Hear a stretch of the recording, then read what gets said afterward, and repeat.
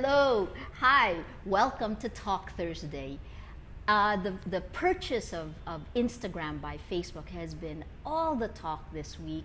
Now, from Manila, we're joined by the Mobile Marketing Association founder, one of the founders, and also the president and CEO of E-Learning Edge, Hans Roxas-Chua, to talk about what that means.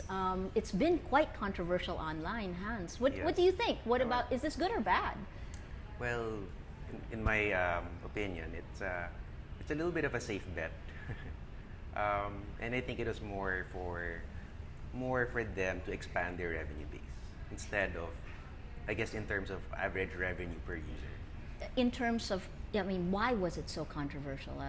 Facebook purchased it for more than $1 billion. Yeah, I think right? that the cost was staggering considering the number of days it's been in existence. I think only was it like 1.5? Yeah, one and a half years. Correct. And it had 13 employees. 13 employees, and only like 30 plus million users as of today. But I think, well, I'm a business person, so maybe I'd look at it from the perspective of revenues. I mean, you'd look at growing your base or expanding revenues per user. So I think it's a little bit of expanding their base, but more of average revenue per user. What does that mean exactly? If you look at, honestly, I looked at the filing before I came here of Facebook's IPO. I think they were generating $4 billion last year, and their base is around 900 million users. So that's around $4 to $5 per user per year. And I think industry standards say that's low. Okay.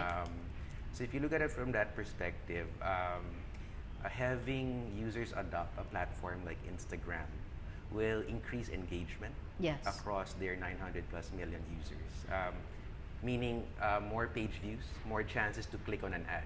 Yes. So more revenues per user. Critics are saying, though, that Facebook is paying this much money for a company that really doesn't have a business model yet. I mean, they're not making any money. It's a free application. What do you think of that? Do you agree? You disagree? Well, I think, well, the little time I used Instagram, I feel that it's a nice platform. I think it increases the number of people viewing pictures. And then let's talk about that. Yeah. Some people are also saying that the future of social is actually in pictures. Do you agree with this? In photo sharing? Tell us why. I mean, why? Why is the future of social media photos? To me, photos are easier to digest and share. Because if I have to write a one paragraph status update, I think I can do 10 pictures in the amount of time I compose a one paragraph status update. Right. And a picture can communicate sometimes more than what you can write in words. Would you say it's more emotional? Is it yes, more I of would an say more emotional emotional. connection? So a picture maybe with a short caption. So it's really true. A picture is worth 1,000 words. Yes, I wanted to say that. Beat me to it. And I think it accelerates digestion of information, because I think that's why infographics are very popular nowadays, because in a snapshot you can digest information. So I think the same thing will happen with pictures. And again, we're talking about both Facebook and Instagram, two companies that are worth so much and yet don't really produce anything. I mean, it seems like it's a different business world. I mean, could you tell us why social media is so big? Oh, in general? In general. I mean, why would these companies who don't produce anything that's tangible be worth so much money? Well, I think they actually address a few needs, like me having coffee with friends. Now I can have that type of engagement with 1,000 over friends that I have on Facebook. And now with just a simple click of a photo, I can now have that relationship with them. So I think there's a value to what they do. And it's, again, based on our need to relate to other people. So I think their platform actually creates a lot of value Yes. in terms of that. So yeah, I can't actually share with 1,000 friends in 10 seconds. Not like I can on Facebook. Does this mean something for existing businesses? Well, the photo sharing businesses, those that are in the same space as I guess Instagram would now, I guess, be fearful. But I think if you look at it, maybe adopting a platform like Yes. Instagram might be also good, because now you might have photo apps within the ecosystem of Instagram and Facebook. So maybe people can now start selling templates, Yes. like in-app purchases of new creative ways to snap a picture. Yes. Well, it's interesting. We're getting questions now from social Oh, media. okay. And of course, they have to do with how it affects the Instagram and Facebook users. Okay. So at Romel Juan, hello, Hello. is asking, will Facebook have instant access to our Instagram pictures? Oh, okay. I'm not sure. Yes. I mean, I did read some. I think the concern here is that Facebook will now have access to all Privacy. the privacy issues. Yes, since yes. they bought it, and I think they've made it clear that they wanted to keep the two companies separate. Yes. And I think the CEO of Facebook was actually highlighting the fact that they now have the ability to actually grow the user base of Instagram. So it's more of looking at the growth areas instead of mining the current users' data. So I guess it's the same way Yahoo and the Flickr deal was executed right after Yahoo bought that. The user base of Flickr jumped. So I think they're looking at the same effect On when it Insta. comes to Instagram and Facebook. Do you think that people have reason to worry about Facebook's privacy policies? Well, they keep on changing Yes. their settings, and I think they become more sensitive nowadays because of the backlash. So I think they're more, they would be more careful now, and now that people have started complaining just when the deal was done, Yes. when it comes to privacy. So I think they'll be very careful. Yes, in terms of what they're doing. Yes, correct. It still is fascinating to me, though, that you have a year-and-a-half-old company with 13 employees Yes. that is worth more than the New York Times, which is, what, 100 years Yes, old and or it's nearly a century old? I think that's only worth $900 million. So what does that show us about our world today? Well, I mean, I'm just looking at it from a business perspective Yes. also. I think if you look at the valuation of Facebook, I mean, they're saying it's $100 billion. Incredible. Also so- shows you how much money Facebook has, right? So, okay, so Yeah. the valuation of Facebook is $100 billion. $100 billion. So when you're going on an IPO, from what I see, you have to have a good story to tell people Yes. and potential investors that there's an upside. So what if this purchase at least bumps up their value by 2%? So they've already doubled their investment. So I think maybe it's also more about timing. Facebook is in a very unique position, and more so with Instagram, that they are a very attractive add-on to Facebook at this point in time. So maybe it's also about timing. I mean, maybe without a Facebook IPO, it wouldn't be $1 billion. Is it also Facebook trying to take out potential competitors? Yeah, actually, I was looking at Pinterest, and they're saying that. So if you look at it from the revenue angle, you want to grow revenues. Well, but you first also tell for people who don't know what Pinterest is. Okay. Hopefully not a lot of the social media guys, but what is Pinterest? So Pinterest is so both Pinterest and Instagram are photo sharing services. Pinterest is, I think, more socially engaging, wherein people create albums that focus around interest areas. So let's say a popular example would be wedding planners putting together photos of different weddings that they've done or ideas, Yes. and sharing that album with potential clients. So Pinterest is, I guess, right now has more features, and I think the engagement level of Pinterest is higher because you like Pinterest better than Instagram. From what I've seen, yes, I think yes. they're more.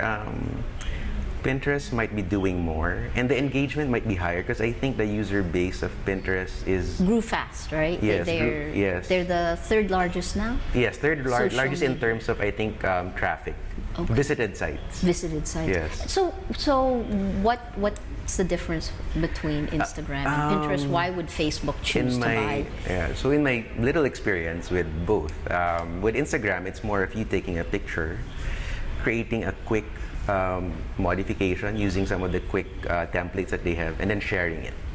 So with Pinterest, it's more of people organizing albums and then sharing that album, and then having people even follow their album. So if I have, let's say, an album on, let's say, comic books or something. Oh, here's an example of Pinterest. Yeah. Yes. And I keep on adding to that. Yes.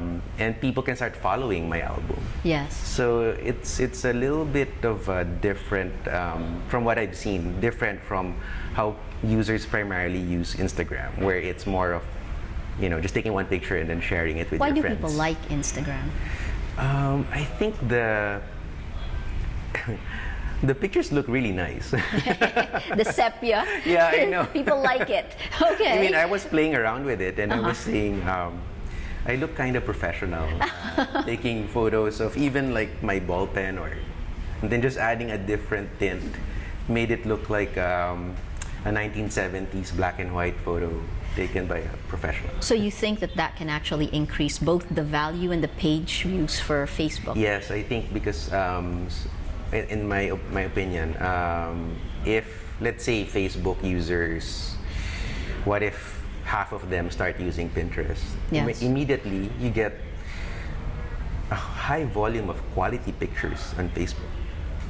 Facebook becomes more attractive as a site to visit, and the more attractive pictures you have, the more I'll browse, let's say, your album.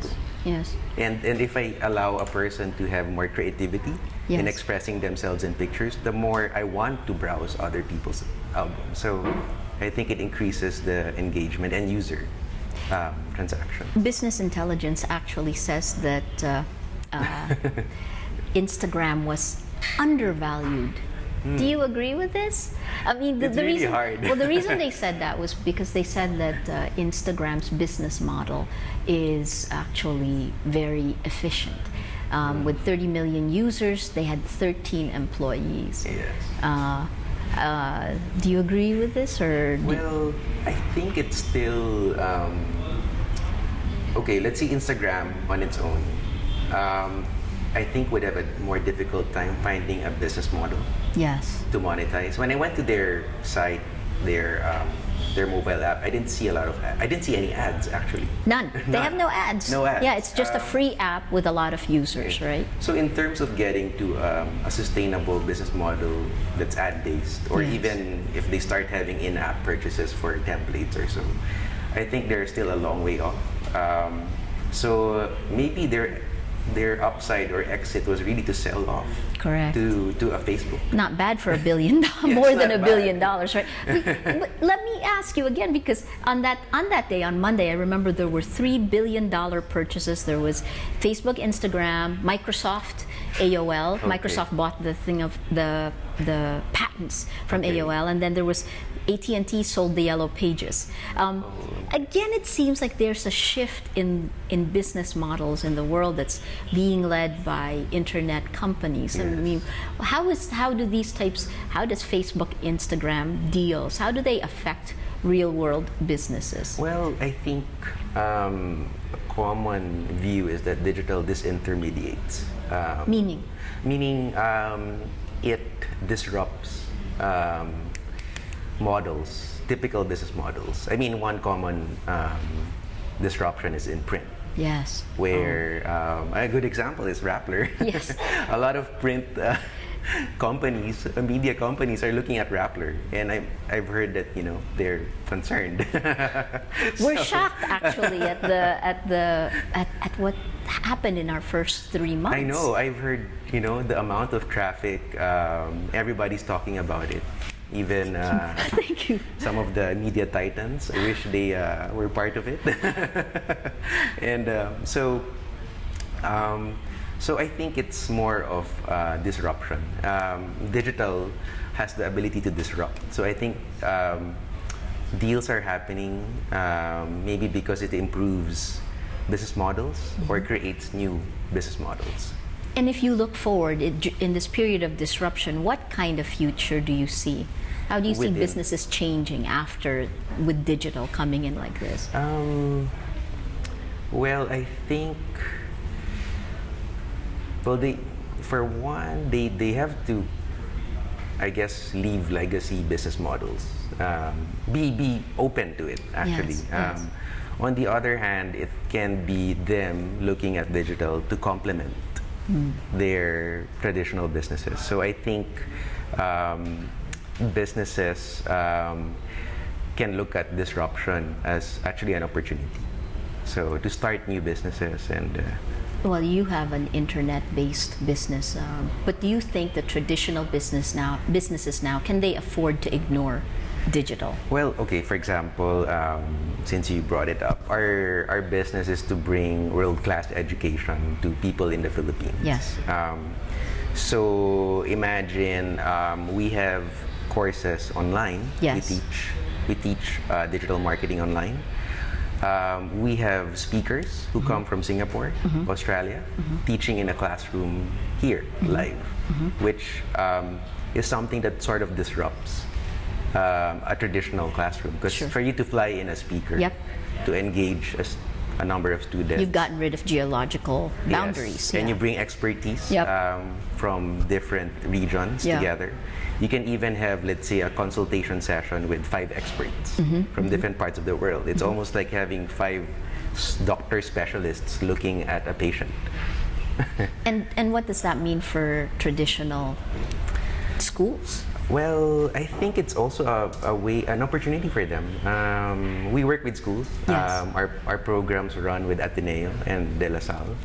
So I think it's an opportunity for them to actually increase the level of quality in education. So, but not only in terms of bringing, let's say, speakers from other countries, but given that the online learning is asynchronous, you can now have people working on interactive simulations online instead of just doing a face-to-face physical learning it's changing. session. It's changing the way people teach. I mean, you were one of the founders of IMAP. Yes. And you've watched it grow. You were the past president going out. I mean, what need? Why did you feel the need? Why was it necessary to create an organization like this? Well, for IMAP, our main vision is, or until now, is to help the digital advertising industry grow. So increase ad spend, but more so to help advertisers leverage on digital. So it's not just to have them spend more, but to have them spend more effectively using digital, that it just grows. So if let's say a bank can generate 10 times more leads online for car loan applicants than in a face-to-face setting where they have to go to malls, set up a booth, talk to everyone that passes by, then I think spending on digital would increase, but that's because of the efficiencies. Is the Philippines taking to digital? I mean, are we an early adapter? Are we moving forward in? Well, a lot of people talk about the Philippines as a social media capital. ComScore says it, yes. And I mentioned to my friend before that one of my colleagues who travels in the provinces, when he talks to people there, he was surprised to hear that people call the internet Facebook. Yes, that's interesting. In some of the provinces. So I think So I think for the Philippines, it's a country that has a natural affinity for certain types of channels, and one of them is social media. Social media and Facebook. There's a question coming in from social media from @Shadi. I think this is about IMAP. Okay. How does IMAP maintain its standard non-position on the matter, saying it is mobile industry policy to respect the commercial integrity of its members and to not comment or entertain any discussion surrounding the business relationships between the members and their business partner? And then I'll follow up with the second question from @Shadi also. What or which organizations were ever created to fight for the rights of mobile service providers, mobile marketers, and consumers alike on issues directly related to the industry? So I guess please explain the background on the first question. It sounds like you're kind of like ASEAN, a policy of non-engagement. Is that part of what that question is? Well, actually, we have I think IMAP has been very proactive in trying to grow the industry. So anything that will help the industry grow. So when it came to regulation, we tried to help the government and industry players by creating forums wherein they can create their own self-regulation policies. Yes. So I think it's not a policy of non-engagement, but it's more of a policy of preemptive engagement, wherein before things break down and everybody wants more regulation, might as well encourage people to set standards and regulate themselves. I see. It's kind of what journalists... Yes. Another question from @Kagandax, KAGANDAX. Facebook plus Instagram equals a social media behemoth, which it really is. Does Google Plus stand a chance? What do you think? Well, currently, if you look at the base of Google Plus and the number of engagement, I think it's very strong with males. Yes. And the engagement levels have gone down from the start. Although one big ace that Google has is that when an SEO expert would tell you, if they own search. Yes. And if you post on Google Plus, your ranking goes up. So that's a big advantage. So I don't know how they would play that out. So I would just say that Facebook has just increased the barriers to other potential entrants or competitors to eat up market share from them. So I mean, against even Pinterest.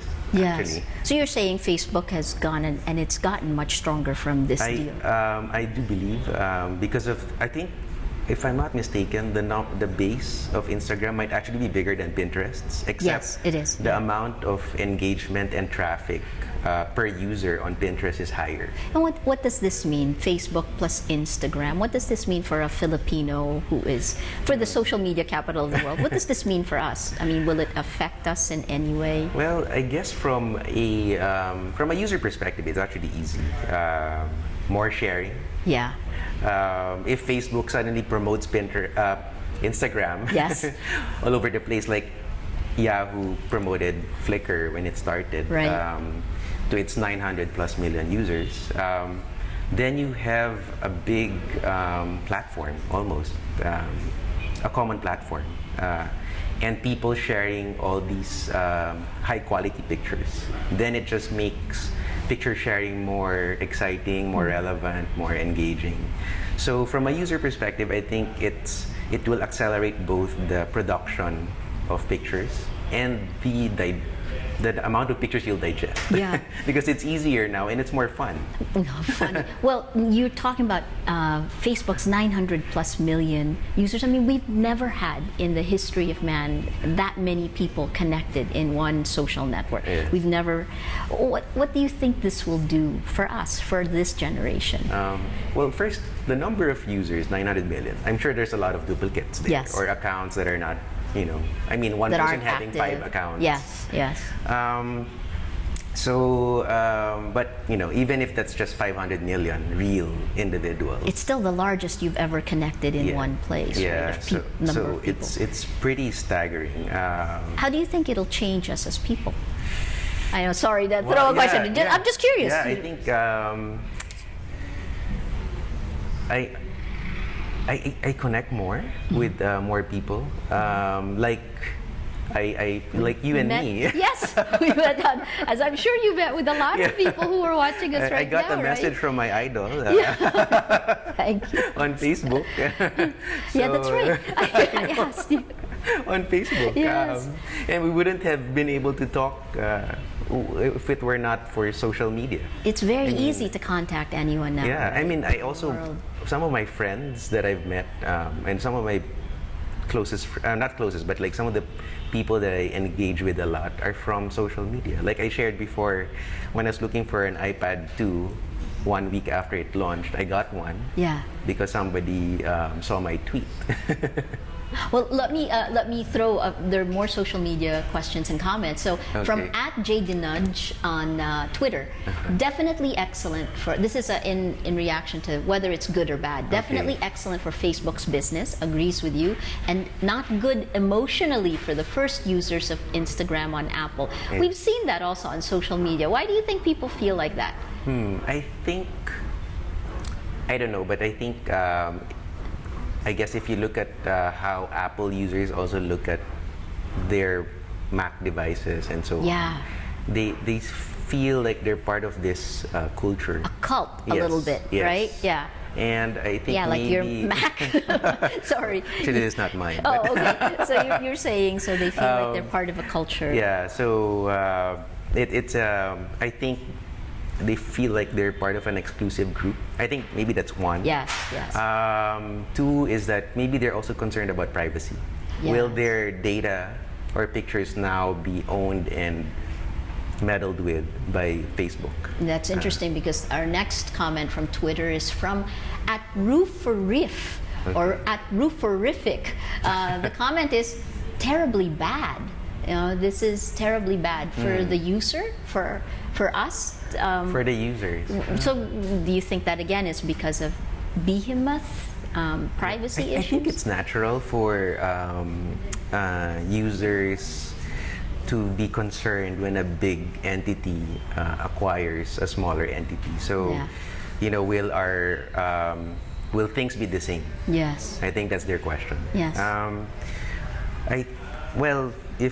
If all Facebook wants is to increase the number of photos shared on Facebook, and more users use Instagram, I don't see why they would meddle with the quality or the user experience, because it's a process that has worked.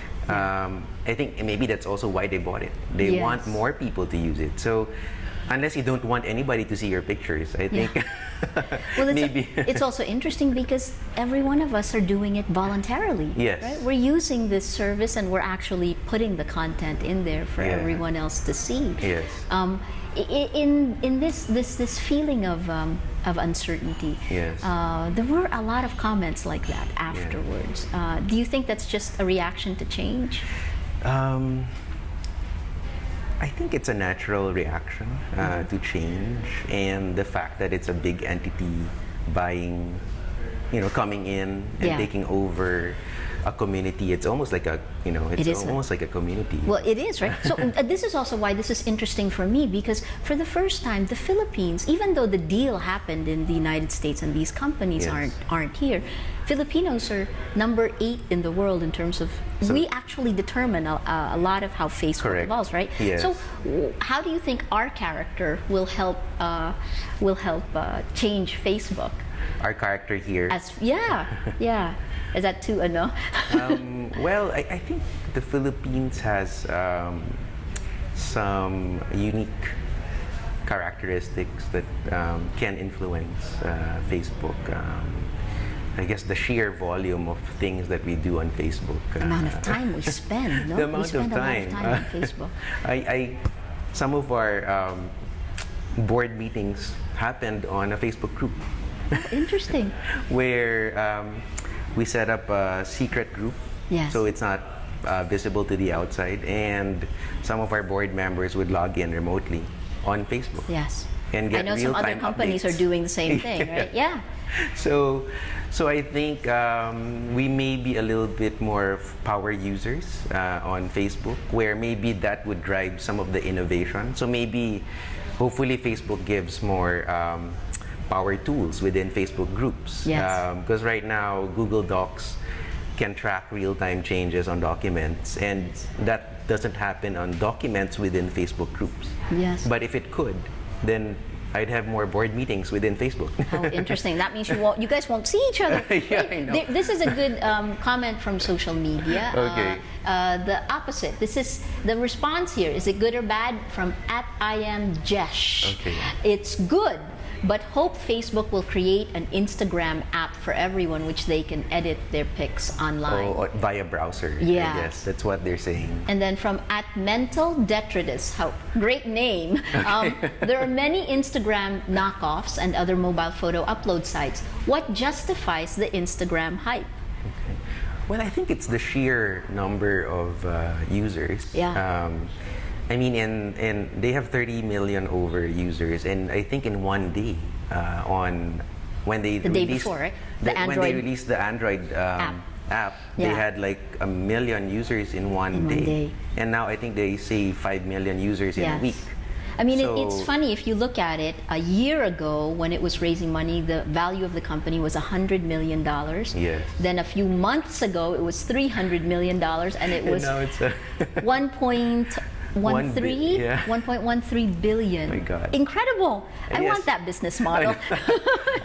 I think it's also timing. They caught on.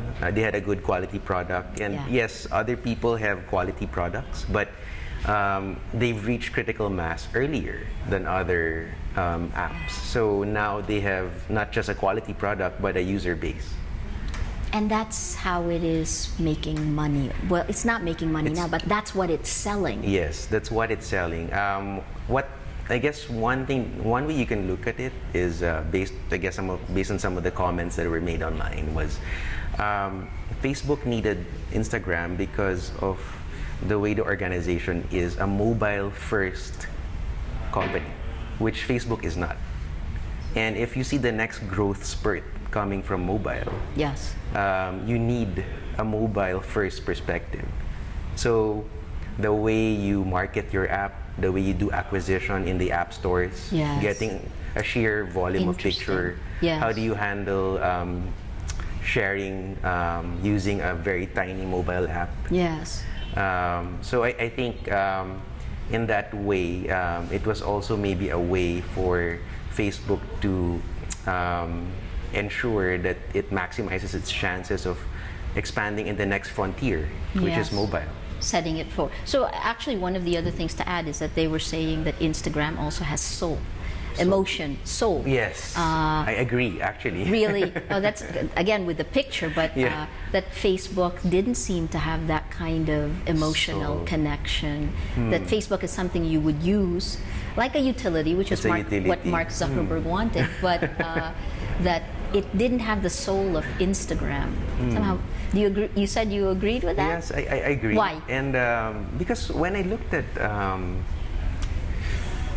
the pictures and the comments that were shared on Instagram, people actually took the time to, find the right angle, find the right picture, and then communicate that. So I think it's more emotional. Yes. Than hey, I'll message people, sell my product, create a fan page, and How funny. promote my conference or something. Yeah. So if you're again, this is my last question on this, but if you're going to spend, there's so many social media sites now. If you're spending this much time on social media, Yes. how does it affect the real world relationships? That's a very interesting question. I'm curious to hear what you think because you're a major advocate. I mean, we're both, to many degrees, advocates of online, but Yeah. I'm curious, what do you think? How does it affect our real-world relationships now? I think it can be good and bad. And I think if a person is emotionally mature and knows how to balance things, social media actually is a big advantage because I can connect instantly with so many people. I have friends now that I would have never met Yeah, I agree. if I hadn't gone on Twitter. Same. We have people who were working Yeah, with I know. Rappler who we met on Just Twitter. through Twitter, You know? It's, yes. They've helped me so much, and I also try to help them. Yes. I mean, like, you know, I was looking for something, and Yes. somebody on Twitter just offered help without even knowing me. Spirit of generosity, does it I help? know, and some Yeah. people actually respond on Twitter rather than via email. Well, okay. Thank you so Okay. much for spending time with us. Thank you also for inviting me. Hans Roxas-Chua, one of the founders of IMAP, the Internet Mobile Marketing Association of the Philippines, also the CEO and president of eLearning Edge. Thank you so Thank you, much. Maria. And Thank thank you you. everyone for joining us. Please leave your comments online on Facebook. We are on Facebook at Rappler. We're on Twitter at Rappler.com. And see you next Thursday. Okay, thanks.